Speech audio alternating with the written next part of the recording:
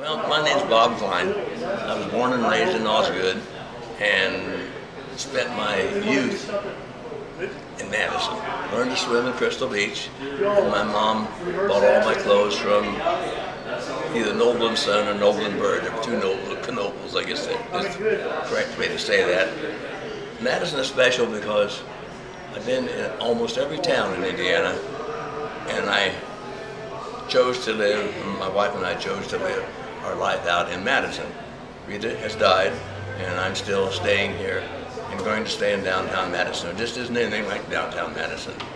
It's safe. Oh, there's a crime now and then, but this is not New York City or some other god-awful town. Oops. And but I love the old homes. I love to write about the Madison boat. The Madison boat really puts this town on the map. When they won the Gold Cup back in '71, it started a series of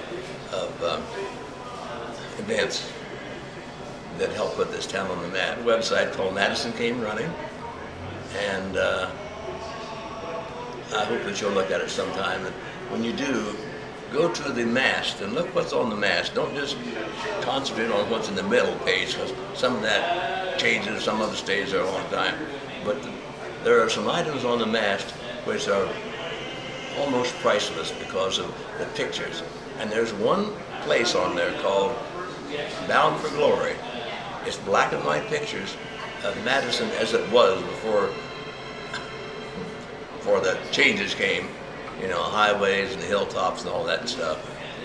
But you'll love Bound for Glory. There are people who tell me they'll sit for 2 or 3 hours and try to pick out the stores that they used to shop at as young people. But they're all black and white, sent to me by a man named Larry Stewart, who's from Madison, and he spent his life on an atomic sub. He lives in Virginia now.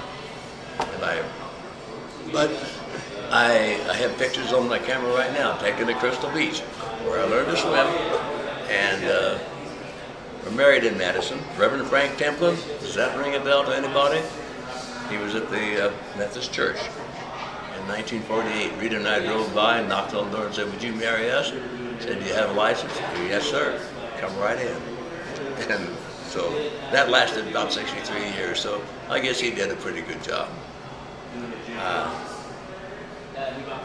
I love to drive down the streets of Madison, and sometimes I go back in time, like they did in the movie